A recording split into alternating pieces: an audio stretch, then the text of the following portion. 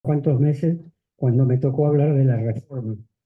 Ese era un tema más restringido y más nacional. Ahora, vengan, no se vayan tan al fondo. Véngase más adelante. Sí. Siempre lo mismo. El tema que ahora me toca a mí, en realidad yo recién le estaba preguntando a Enzo cómo venían los otros temas de la diplomatura y van como en orden cronológico. Yo no, lo que vamos a discutir nosotros ahora no tiene nada que ver con ese orden cronológico, porque en realidad vamos a hablar de modelos universitarios en general y con un enfoque histórico. O sea, nos vamos a referir a la historia de las universidades desde que existen en el mundo, no solamente del presente argentino o de la historia reciente. Desde luego, dije el presente argentino, o sea, estamos en un momento muy particular, justamente para hablar de cualquier tema universitario. Uno, si a uno le preguntaran qué modelo universitario rige en este momento en la Argentina, podríamos decir ninguno, porque están intentando eliminar las universidades públicas. Eso no sería del todo cierto, lo vamos a discutir en la última de las tres reuniones que vamos a tener, porque por el momento no parece haber intenciones de cerrar las universidades privadas. Entonces, bueno, cuando hablamos de modelos universitarios, entendamos que estamos hablando de los sistemas universitarios que hay y que hubo en el mundo, privado, estatal, de cualquier tipo. Son universidades. Entonces, una de las cosas que vamos a tener que hacer es definir a qué le llamamos universidad. Por otro lado, creo que el título de esta serie, que van a ser 3 veces, es modelos universitarios. Por lo tanto, también vamos a tener que definir a qué le llamamos modelo, ¿no? Antes de pasar a, más a desarrollar en detalle los temas. Ustedes se acuerdan que cuando vimos el tema de la reforma, yo lo que había hecho había sido, en aquella ocasión fueron dos veces nada más, yo había hecho una introducción en la primera, les había dado bibliografía, y ustedes en la segunda reunión habían intervenido lo más posible y yo me había quedado lo más posible callado, salvo quizás para sacar algunas conclusiones al final. Entonces, el plan de esta vez es igual a ese. O sea, yo hoy voy a hacer una introducción general al tema. Hoy sí voy a hablar más yo, ¿no? Pero va a durar 1 hora nomás. La del próximo lunes van a ser 2 horas y la del otro lunes otras 2 horas para que todos ustedes tengan posibilidades de no solamente hacer preguntas, ¿no? Sino dar sus opiniones, intercambiar ideas, etc. Vamos a abarcar en estas Opa, opa, no te acerques mucho. los peligros de las... Es por pasarte por Estos son los peligros de adelante. las técnicas híbridas, digamos, ¿no? La mitad presente es la mitad mirando desde una pantalla. Gracias, Santiago. Yo ahí veo en el patio recién, yo hacía bastante que no venía a la facultad, estaba mirando en el patio los carteles, ¿no?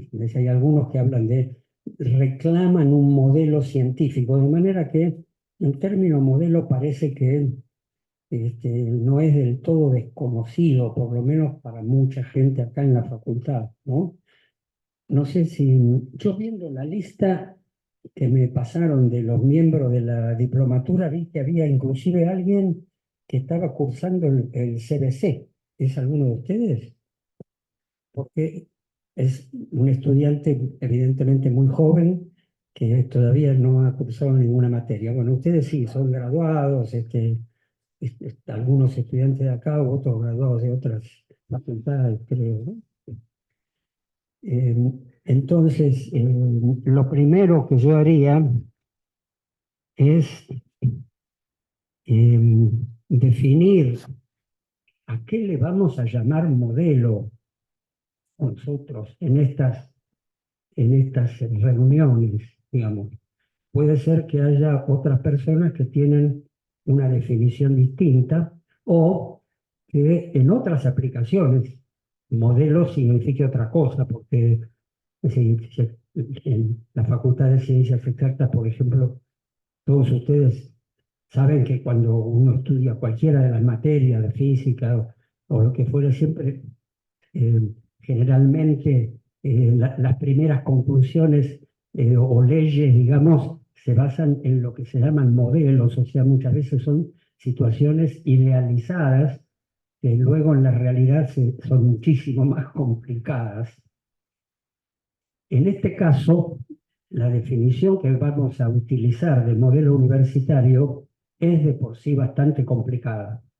No hay que hacer forzosamente alguna simplificación, pero yo lo quiero ubicar de la siguiente manera. Acá es bastante común en esta facultad, por lo menos, o hace unos años lo era, el debate entre modelo profesional, o sea, las facultades donde se estudia derecho, medicina, arquitectura, para ejercer una profesión, y el llamado modelo científico, donde el objetivo principal es la investigación, ¿no? Eh, para mí, esa forma de definir modelo es totalmente insuficiente. O sea, vamos a hablar de modelos universitarios a lo largo de la historia. Entonces, vamos a tener en cuenta no solamente lo que implica para la organización interna de una universidad o para los métodos pedagógicos que se utilizan en la universidad o para los contenidos de la enseñanza, que sería lo que generalmente se utiliza como variable. Todas ellas son aspectos, digamos, internos, organización, o sea, forma de gobierno, estatutos, ese tipo de cosas, métodos pedagógicos, la forma en que se encaran las clases, contenidos de la educación, o sea, el plan de estudios, programas, ¿no? Eso es interno. Forma parte del modelo. Pero yo le voy a agregar otros dos aspectos que considero que son fundamentales para entender de qué estamos hablando. El primero es por qué existe esa forma de organización, esos contenidos de la enseñanza y ese método pedagógico. O sea, ¿quién propuso esas formas de organización interna y para qué? Y no me refiero a una persona, me estoy refiriendo a un sistema económico, a una clase social, a un gobierno.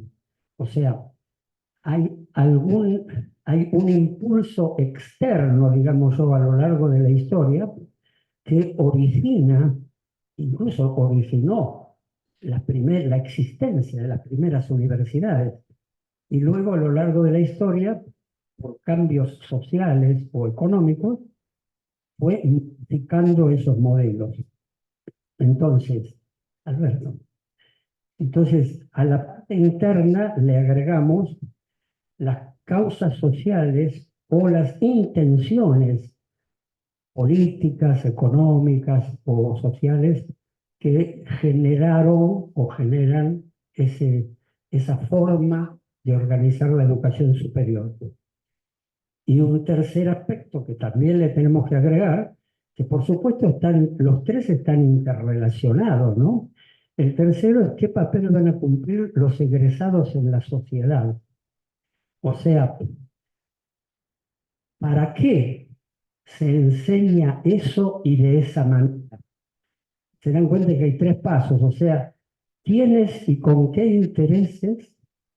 Los intereses pueden ser totalmente justos o totalmente injustos o más o menos, digamos, pero siempre hay algún tipo de interés social, económico, político que generó una forma de educación. Luego veremos que no siempre los mismos intereses generan formas idénticas de organización. Y luego hay un tercer paso que es también, bueno, una vez que el egresado cumple con todo el proceso de la carrera, ¿cuál es el papel que va a jugar en la sociedad?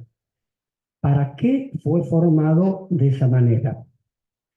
Donde evidentemente la complejidad es enorme porque inciden las políticas nacionales o mundiales, inciden los intereses personales, inciden los condicionantes económicos, psicológicos, etcétera.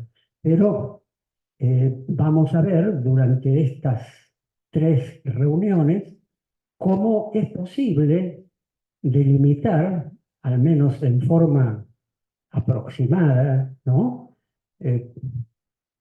4 o 5 grandes modelos universitarios a lo largo de la historia, ¿no? Acá generalmente se habla de 2, ¿no? Dicen profesional o científico, muy simplista la disyuntiva.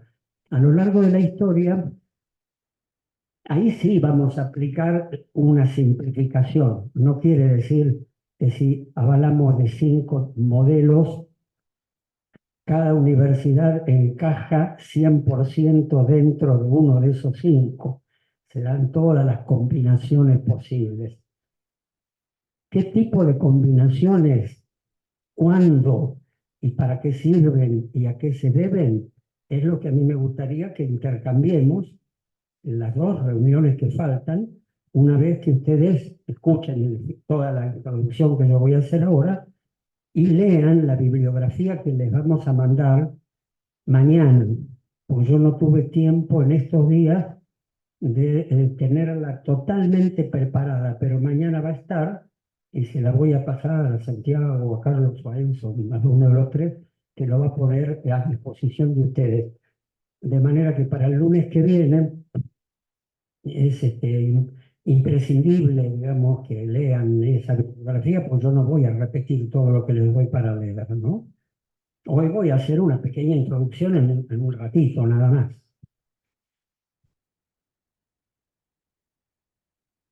Los que están a distancia, ¿oyen bien lo que estoy diciendo? Sí, sí, perfecto. Sí, sí, perfecto, sí. ¿Cómo? Dijeron que sí, ¿eh? Sí, sí, Escuchamos muy bien.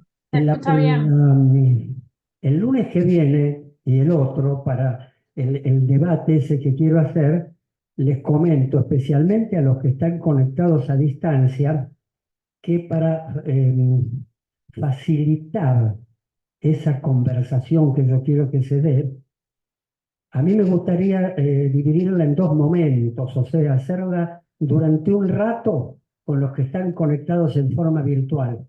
Yo les miro la cara en la pantalla, porque para mirarlos en la pantalla tengo que darle la espalda a los que están acá. Después me voy a dar vuelta y seguimos la discusión con los que están presentes. De todas maneras, todos van a escuchar lo que se diga, pero si no, a mí por lo menos me resulta muy difícil. Tengo, la mitad la tengo a mis espaldas. Aparte nosotros te vemos de costado, no de espaldas, quédate tranquilo. Bueno, pero esa pantalla es muy chiquita. Esa es la cámara. Esa es la cámara. Pero la otra cámara está ahí, fija. Pero la que ven ellos es...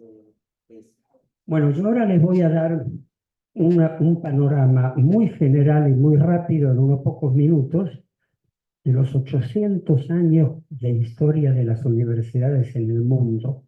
Tarea, desde luego, sumamente difícil, pero poneme la diapositiva que dice modelo escolástico. Yo le digo primero, vamos a hacer una convención primero respecto a los nombres de los modelos, ¿no? Yo les dije 5. En realidad de los 5 hay uno que tuvo muy poca influencia en la Argentina, de manera que casi lo vamos a saltear. El primero, que se llama modelo escolástico, es el que corresponde a los inicios de las universidades en el mundo. Siglo XIII, fin del siglo XII, comienzo del siglo XIII, y duró con altibajos, o más bien con una progresiva decadencia, hasta el siglo XVIII. Ya durante esa época, después les voy a explicar en qué consiste, ahora les estoy dando los nombres nada más, ¿no?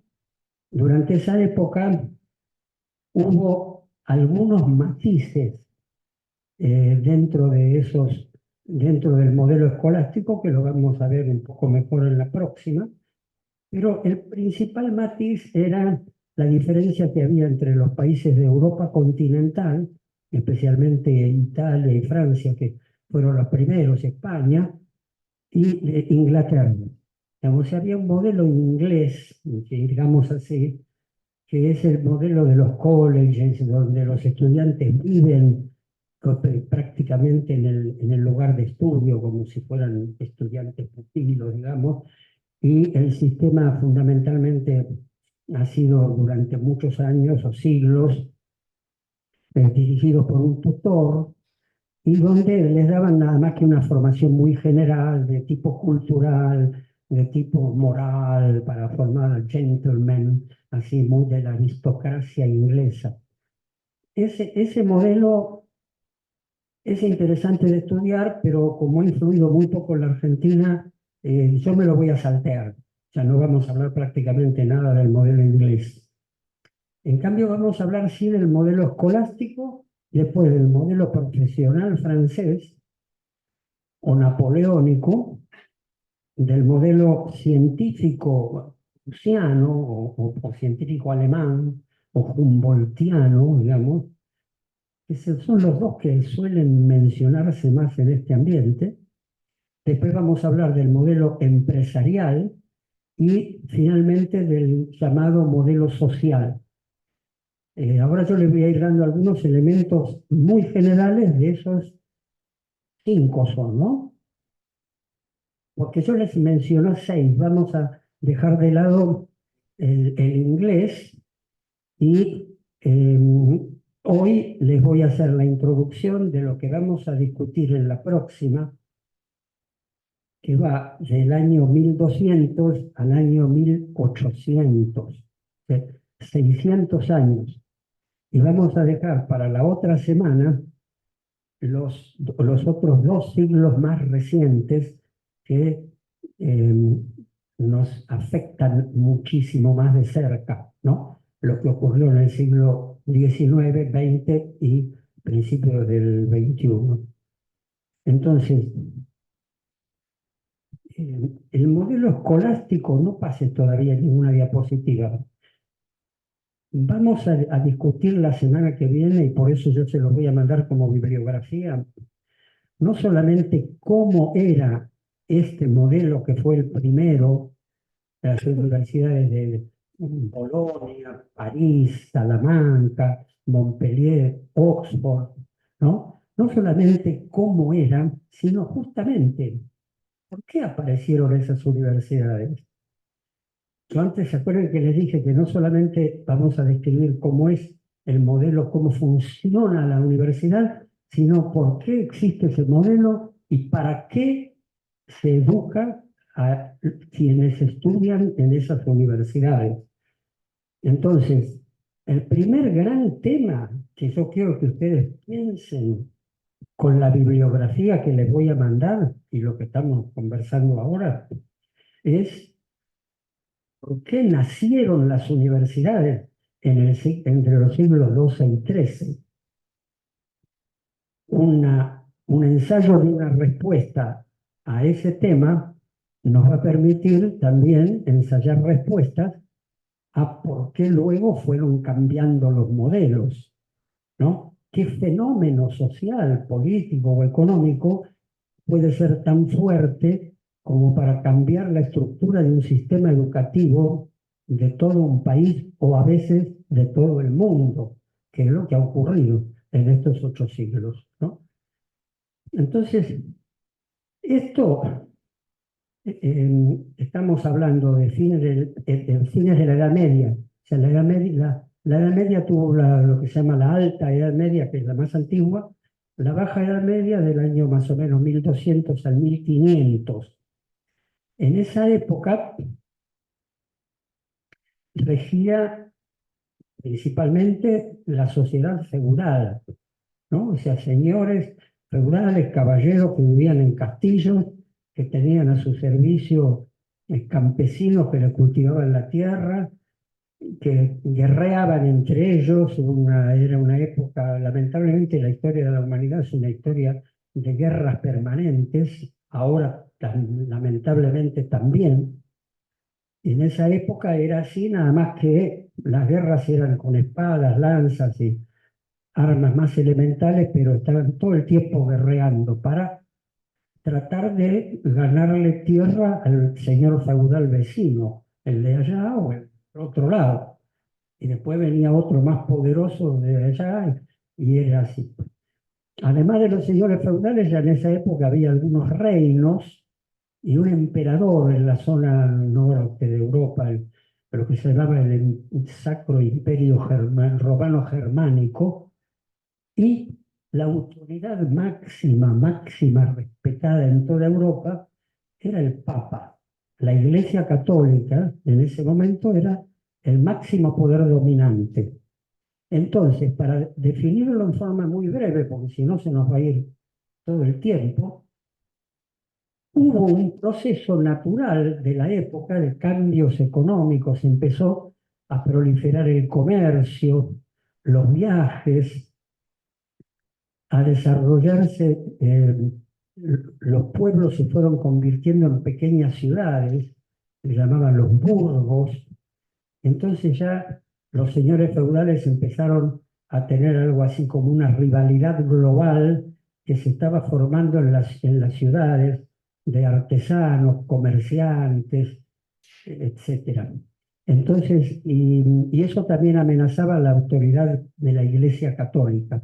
En esa época, los cardenales y los obispos formaban parte de los gobiernos, de las cortes, de los reinados, de los principados, de los condados, ¿no?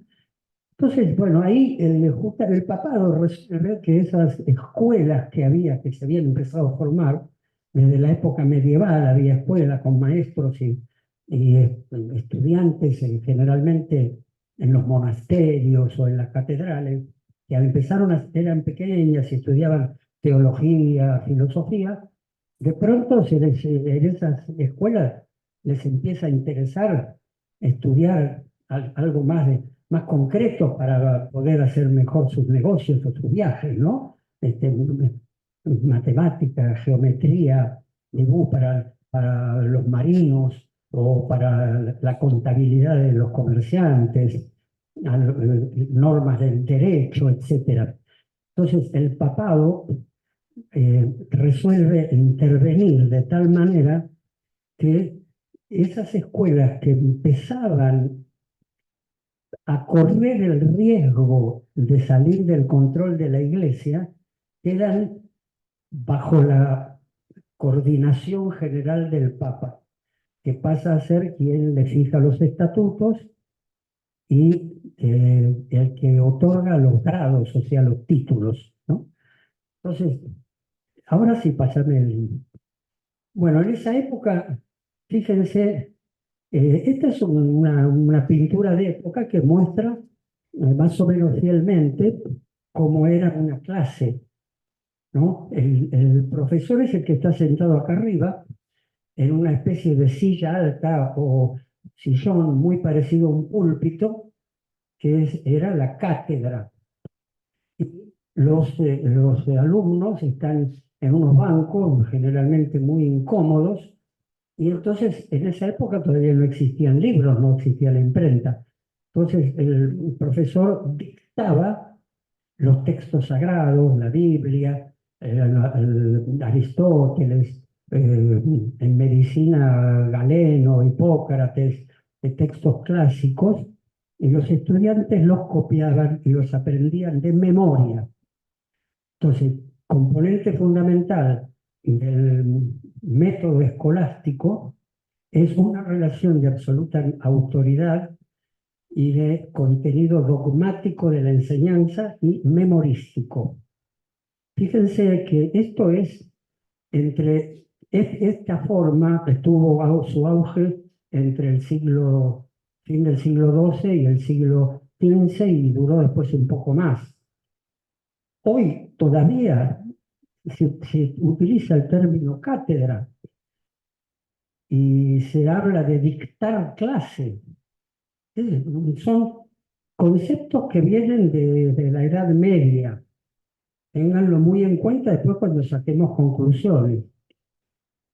En esa época era literal. El profesor se subía a la cátedra, que en algunos casos inclusive algunas de las clases numerosas o la presentación de las tesis de doctorado, que también existían, se hacían en las iglesias. Y la cátedra era el púlpito, lo que ustedes ahora conocen como el púlpito, donde ya ahora tampoco los usan los curas, ¿no? Porque dan el sermón más abajo, pero en las iglesias siempre hay un lugar elevado que tiene más o menos esa forma, que es el púlpito. Bueno, en esa época cátedra y púlpito eran prácticamente lo mismo y se utilizaba como lugar de jerarquía para el profesor. Déjame decir.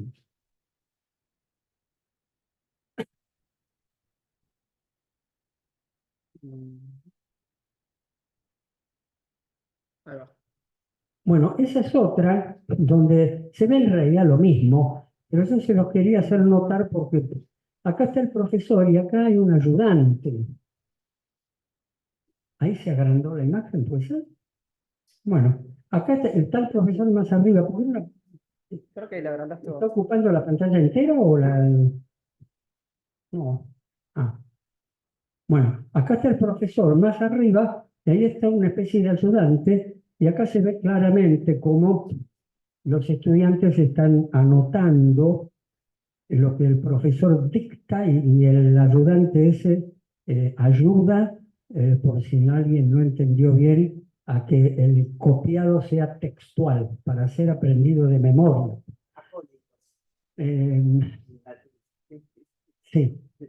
Los que estaban al costado. Acá hay algunas imágenes que parecen que fueran mujeres, pero desde luego eran todos varones.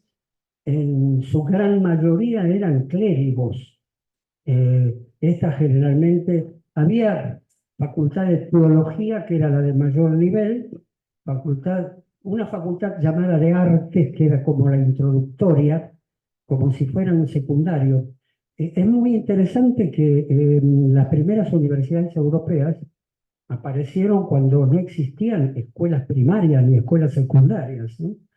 O sea, los estudiantes que iban a las universidades aquellas, en general, eran nobles que habían sido educados en los castillos cuando eran chicos, ¿no? Con tutores personales, o a lo mejor algún comerciante muy rico que se había podido pagar algún profesor particular, la familia le había pagado a algún profesor particular, pero no había escuelas. Entonces, en la llamada Facultad de Artes, en algunos casos, entraban chicos de los 12 años y lo primero era enseñarles a leer y escribir.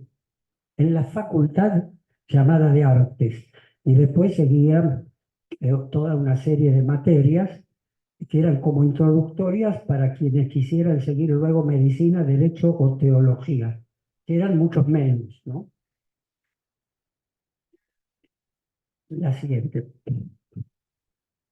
Esto es para que vean lo mismo. Esta es una foto que tomé yo en el aula llamada Fray Luis de León de la Universidad de Salamanca, que se conserva como museo, para que vean que justamente ahí estaba, esa nos molestó la foto, ¿no?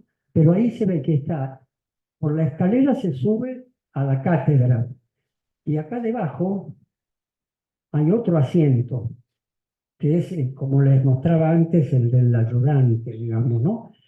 Y los bancos eran incomodísimos. Era un banco sin respaldo, y se conservan, están todos llenos de escrituras, parecen los chicos traviesos de las escuelas. Por eso decía ahí, seguramente había clases para chicos muy jóvenes que escribían su nombre en la madera. Y de eso se conserva todavía, ¿no? Eh, bueno, esto es o sea, una visión general. Yo les dije, ¿para qué se creó el modelo escolástico?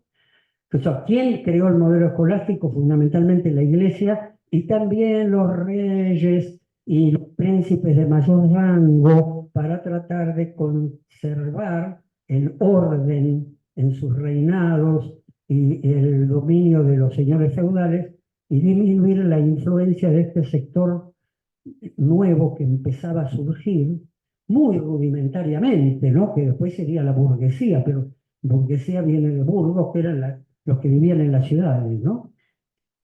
Eh, ¿Para qué formaban eh, esos graduados? Bueno, para preservar la fe.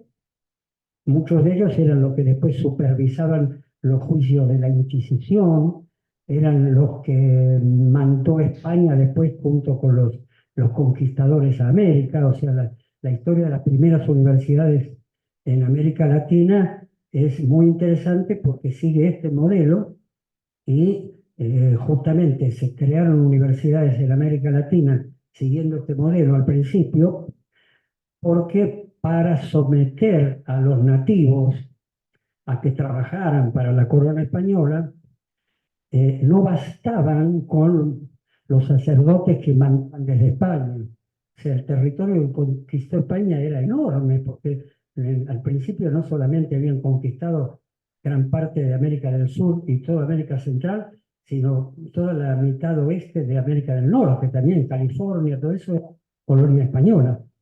Para poder cubrir las necesidades de dominación de todo ese territorio, necesitaban muchos sacerdotes que evangelizaran a los nativos para luego poder obligarlos a trabajar en forma sumisa, respondiendo a la cruz de la espada, digamos, como se dice vulgarmente, ¿no?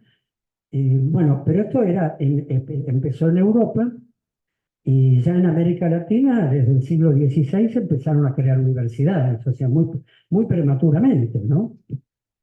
Con relación a otros continentes. O sea, toda la primera parte esta del modelo escolástico era Europa. Primero Italia, España, Francia, Inglaterra. Un poco después recién Europa Central y Europa del Norte y Europa Oriental. Luego América. Y ya vamos a ver después. En el resto del mundo no había universidades. Donde entendemos por universidad algo así, organizado, con estatutos, con una autoridad que otorga los grados, ¿no? Porque escuelas de aprendizaje había desde la antigüedad, ¿no? O sea, había, qué sé yo, uno puede remontarse, qué sé yo, a Sócrates o a tantas otras culturas de la antigüedad. No es que nadie pensaba ni nadie enseñaba nada, pero eran todos grupos aislados. Cuando se moría el maestro, ese grupo desaparecía. En la universidad es cuando empieza todo esto, cuando empieza a ser una institución estable, fijada en una ciudad, en un lugar geográfico determinado, con carreras, con títulos, con estatutos y con autoridades elegidas de alguna manera y respetadas por la autoridad política, etc. Bueno, ¿qué pasó en el mundo? Pasaron 500 años, porque empezamos en 1200 y pico. Bueno, empezaron a cambiar muchas otras cosas. Lo que yo les comenté muy elementalmente, de que habían nacido en las ciudades el comercio, los viajes, los financistas, todo eso, fue cada vez en aumento, y mucho más a partir de los viajes oceánicos, cuando empezó la colonización de América y la colonización de los portugueses principalmente de toda la costa africana. y cuando lograron doblar por debajo de la costa africana y llegar a la India, etcétera, ¿no? O sea, durante todos esos años, todavía las universidades europeas seguían este modelo, pero cada vez servían menos porque la Iglesia Católica iba perdiendo poder. Incluso la Reforma Protestante estableció algunas diferencias, pero tenían como modelo era muy parecido a este. O sea, que es dogmático, etcétera, ¿no? Las universidades inglesas, por ejemplo, que no respondían al Papa, sino eran anglicanas, pero el método siguió siendo el mismo que antes. Y lo mismo en las zonas de Europa del central, donde la reforma se impuso, como concepto de la autoridad absoluta del profesor, el carácter dogmático de la enseñanza, el carácter memorístico del aprendizaje se mantuvo, pero fue perdiendo fuerza. Primero, una gran corriente de pensamiento que se llamó el humanismo en el siglo XVI, más o menos, más o menos. Después, en el siglo XVII, la revolución científica, que no sé si ha formado parte de algunas de las reuniones que han tenido ustedes, donde se cambió la forma de ver el mundo gracias al desarrollo de la física, de la astronomía, de la medicina, etc. Bueno, evidentemente, con todos esos avances económicos e ideológicos, porque mientras se producía el humanismo, la revolución científica, uno puede pensar, bueno, eran fenómenos intelectuales, pero respondían también a un fenómeno económico, que era la debilidad cada vez mayor de la sociedad feudal, el comienzo de la existencia del trabajo asalariado, los primeros esbozos del desarrollo de lo que luego sería el capitalismo. Entonces, así se llega al siglo XVIII con la Ilustración, más avanzada todavía en cuanto a objetar todo esto. Inclusive muchas de las universidades o algunas de las universidades clásicas pierden tanta fuerza que el centro intelectual pasa a otro lado, a las academias, ¿no? Y llegamos así a la Revolución Francesa, donde primero en Francia y después en otros países de Europa, ya directamente el modelo escolástico, no podemos decir que deja de existir, pero sí deja de tener preeminencia, ¿no? Por ejemplo, pásame la siguiente.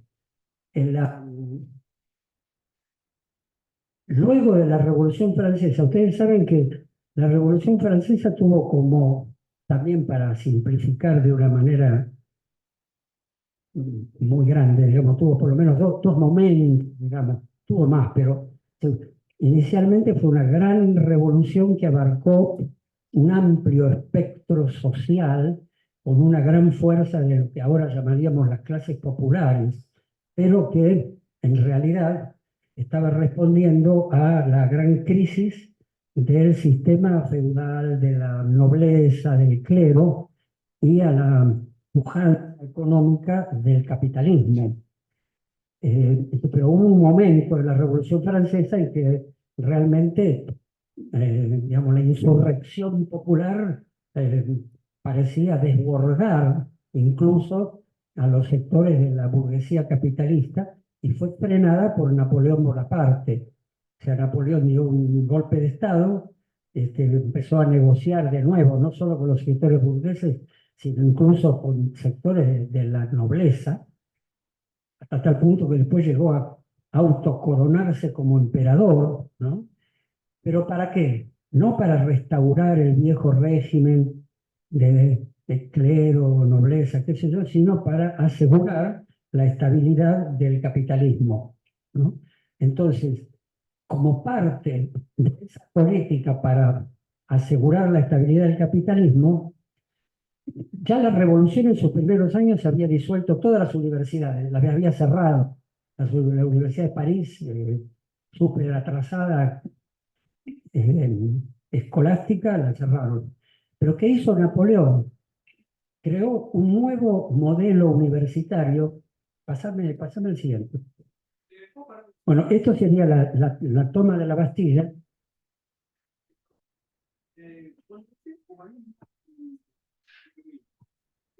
¿Cómo?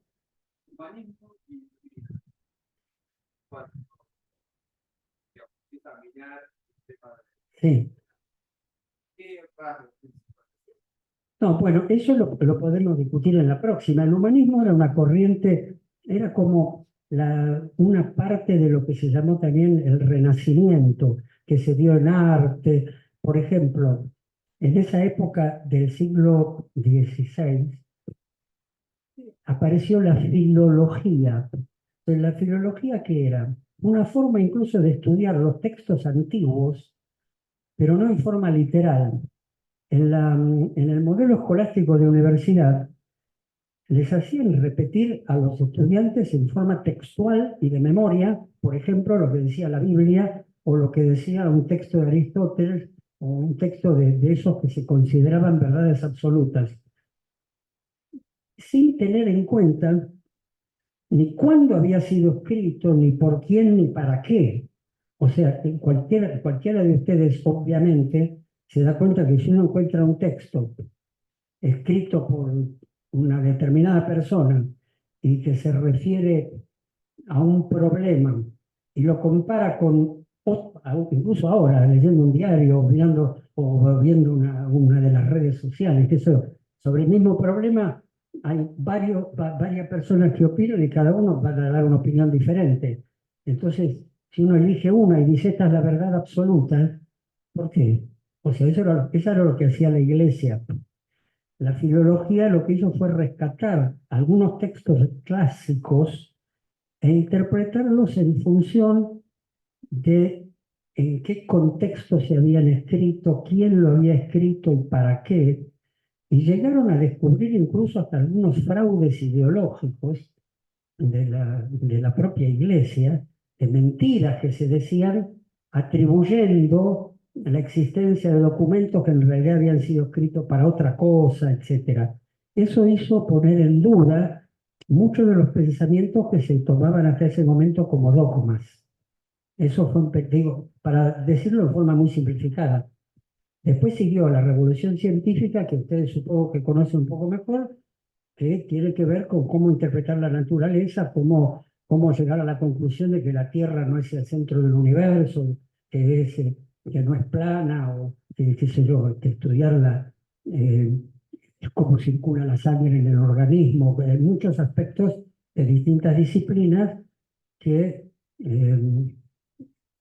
obligaron a superar lo que se consideraban dogmas absolutos. Son tres momentos más o menos: humanismo, revolución científica y después iluminismo, que fueron como avanzando, digamos, en su crítica al pensamiento tradicional que era monopolizado por la Iglesia hasta ese momento. No podemos profundizar mucho más porque si no se nos va el tiempo. Realmente dos figuras del humanismo, tanto Tomás Moro y Baruch Spinoza, como referentes de un mundo utópico en el cual los hombres son iguales, en el contexto del siglo XVI. Quiero decir, solamente para que profundicen lo que tengan ganas. Pero... Igual Eduardo le va a mandar algo de eso, ¿no? En el texto. ¿Cómo? En la bibliografía hay algo de eso. La bibliografía va a ser muy sencilla porque en una semana no podemos pretender tampoco que ustedes lean todo esto. Permitime seguir, ¿no? Porque eso es la toma de la Bastilla, o sea, el primer momento de la Revolución Francesa. Pasá a la siguiente. Esa es la autocoronación de Napoleón Bonaparte como emperador. Y fíjense el detalle, esto es un cuadro, ¿no? Pero acá atrás de Napoleón está sentado el Papa. O sea, Napoleón busca un equilibrio, inclusive con sectores de la nobleza y del clero, pero con el objetivo de sostener el sistema capitalista. Y por eso también las llamadas guerras napoleónicas, que, bueno, empezaron, por supuesto, otros países de Europa, después de la Revolución Francesa, quisieron invadir Francia, pero para restaurar el viejo régimen. Napoleón, que era además un militar genial, bueno, tenía un ejército poderosísimo, a su vez invadió gran parte de Europa, y entonces ahí hay una cosa muy contradictoria, porque por un lado estaba imponiendo eh, normas republicanas, digamos, ¿no? Mucho más avanzadas que lo que había sido anteriormente el dominio de la nobleza y el clero, pero con esa conquista estaba asegurando el comienzo de una etapa ascendente del capitalismo en Europa, cuando ya empezaba a existir la industria y ya había empezado la revolución industrial a fines del siglo XVIII, ¿no? Bueno, siguiente. El modelo napoleónico tiene dos aspectos. Por un lado, el Napoleón creó la llamada Universidad Imperial. Les aclaro, el sistema universitario francés, igual en el presente, es bastante distinto al nuestro. O sea, a veces es un poco difícil de entender, pero hay un rasgo en común. En la Universidad Imperial se estudiaban las carreras tradicionales, como derecho, medicina, etcétera, pero a la vez Napoleón creó varias escuelas especializadas, las grandes escuelas, las grandes écoles, en la escuela politécnica donde se formaban ingenieros, pero ingenieros con orientación militar, inclusive usaban uniforme, necesitaba ingenieros que supieran mucha matemática y física para que estudiaran balística, estrategia para las batallas, etc. Bueno, eso era la escuela politécnica, pero que tenía un altísimo nivel y una gran disciplina. Lo mismo la escuela normal superior. Esa es una foto bastante reciente, pero fíjense que acá está la fecha, ¿no? Creada por la convención, por un decreto de la convención el 9 brumario del año 3, el 1792 debe haber sido. Esta es una escuela de formación de maestros. Tanto las escuelas, estas escuelas especializadas, como la llamada Universidad Imperial, tenían como objetivo formar profesionales para sostener el Estado y no se hacía investigación. O sea, empezaron en una época de guerras. Entonces uno puede entender, bueno, dijeron no, hay que concentrarse en tener un ejército muy bien formado con los conocimientos que ya tenemos, pero además tener muy buenos abogados, muy buenos administradores para la economía, para que sean funcionarios del gobierno, muy buenos maestros para tener mejor educación en todos los niveles, y no se hacía investigación. Pero era tan alto el nivel de la enseñanza que durante los primeros años del siglo XIX fue la más admirada en Europa. Inclusive algunos pensadores o personas notables de otros científicos de otros países iban a París. Estaba muy centralizada en París. Ese es el modelo, lo que se llama el modelo profesional francés, o sea, formar profesionales sin investigación para sostener el aparato del Estado capitalista burgués, ¿no? Entonces, esa fue la causa por la cual Napoleón creó eso, y por lo tanto, en la trilogía que antes mencionábamos para definir un modelo, los graduados de esas, tanto de la Universidad Imperial como de las escuelas especializadas, cumplían funciones principalmente como funcionarios estatales y de muy alto nivel. Bueno, paralelamente, casi con muy pocos años de diferencia, porque esto fue creado en la Universidad Imperial en 1808, si no me acuerdo mal, en 1810 pasa la siguiente. En 1810, en Prusia, porque en ese momento Alemania no existía como país, eran varios reinados y principados, pero Prusia era el principal, el más fuerte, el más poderoso, que bueno, de ahora se le llama modelo alemán, pero en realidad era un modelo prusiano. Allí deciden también en un momento crear Napoleón había derrotado al ejército prusiano, entonces también de pronto ahí hay toda una corriente nacionalista que se plantea, hay que fortalecer el Estado prusiano, también, por supuesto, un Estado capitalista fuerte, muy pujante, como parte de esa nueva revolución industrial, y comercial, financiera, etc. Entonces crean la Universidad de Berlín, que era la capital de Prusia, con un criterio totalmente opuesto al de Napoleón. Por eso yo les decía que ante el mismo motivo, que era consolidar el Estado capitalista, se organizan universidades de maneras muy diferentes, casi opuestas, porque la Universidad de Berlín era exclusivamente para investigación. Era como si ahora fueran escuelas de graduados, nada más. No se enseñaba nada de lo ya socialmente sabido, para lo cual existían algo así como lo que podríamos decir nosotros ahora, los colegios secundarios. Se suponía que tenían que enseñar todo lo que hasta ese momento, hasta donde había llegado el conocimiento de las distintas ciencias en ese momento. Y en la Universidad de Berlín era para desarrollar pensamiento original. Pásame el cielo.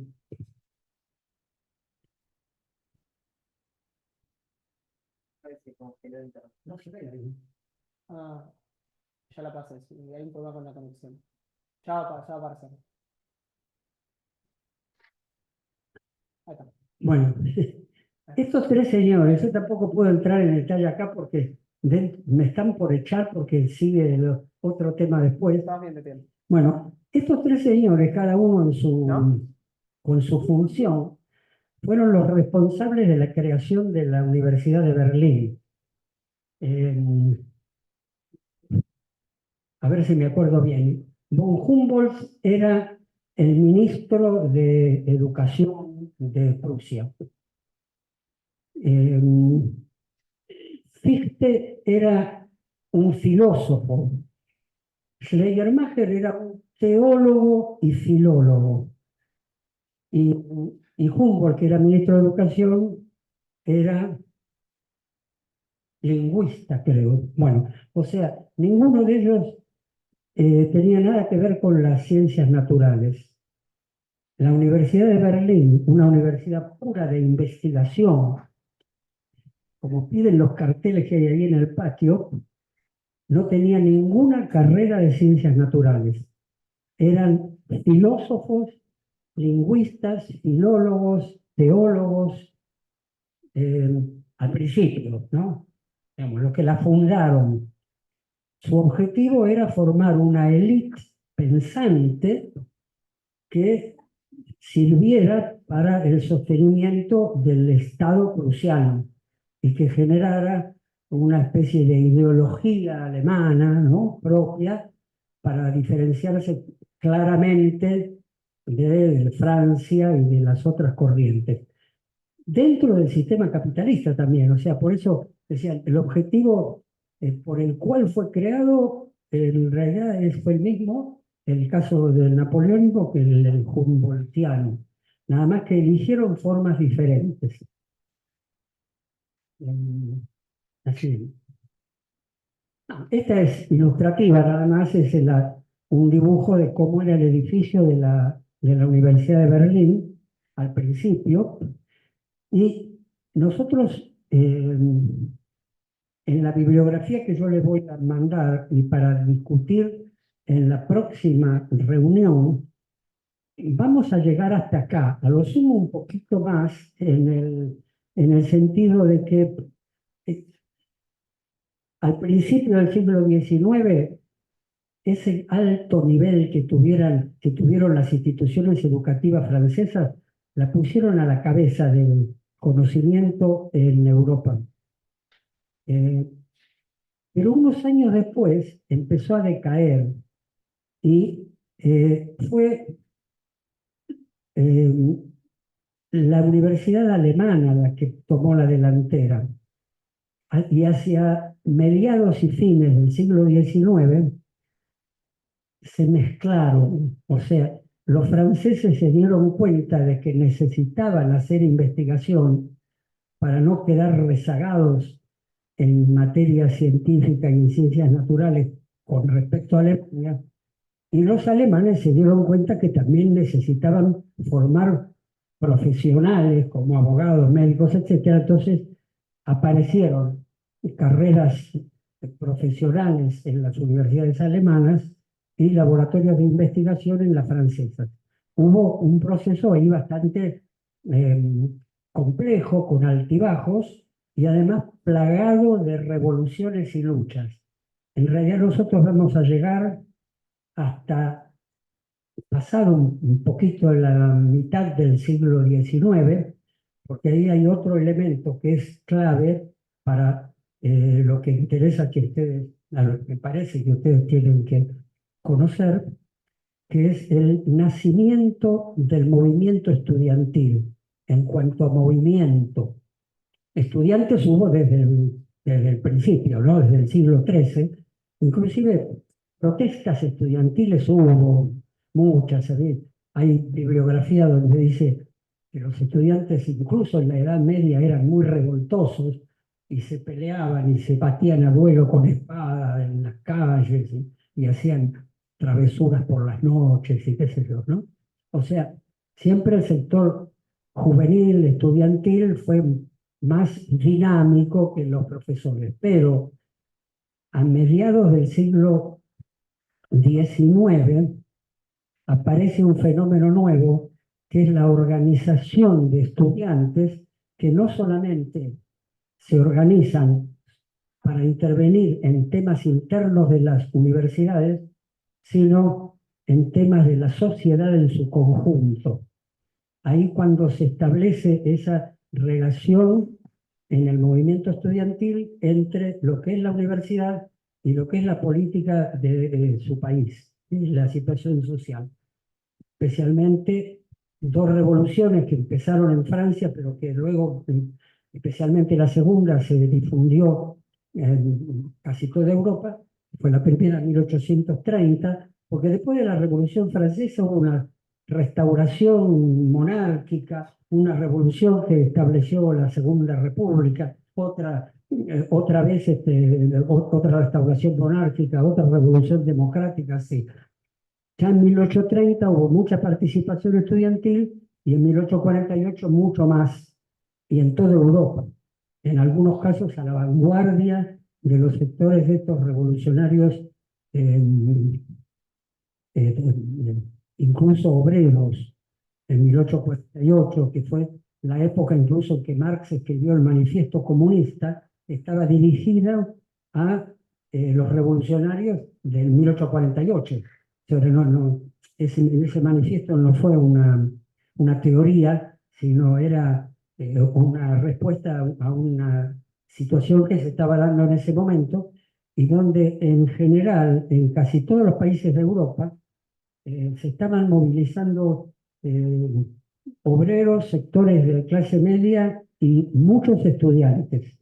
Hay un ejemplo que no vamos a tener tiempo de verlo en detalle, pero que a mí personalmente me impactó mucho, que fue en la Universidad de Viena, donde realmente la Universidad de Viena era el centro de reunión de los dirigentes obreros y estudiantiles, que inclusive tuvieron ocupada la ciudad, que debió ser desalojada por tropas que ya no eran las monárquicas, sino las democráticas capitalistas, digamos, ¿no? Pero bueno, la aparición del movimiento estudiantil como disruptivo es también interesante desde mediados del siglo XIX. En la bibliografía que les voy a mandar, evidentemente, todo esto que yo les conté hoy es un mundo. O sea, podríamos organizar un curso entero que podría durar un año e ir viendo todo esto paso a paso. Yo les voy a mandar 4 o 5 fragmentos de capítulos o artículos, porque ustedes todos tienen otras cosas que hacer y no se van a dedicar una semana entera a estudiar esto, pero bueno, tomaremos por qué surgieron las universidades al principio, después la descripción del modelo escolástico, qué gran cambio hubo a principios del siglo XIX, la diferencia entre esos dos modelos y la evolución, un poco serían los temas que podríamos debatir en la próxima, ¿no? Bueno, yo termino acá, discúlpenme si me pasé del tiempo. ¿Está bien? Sí, perfecto.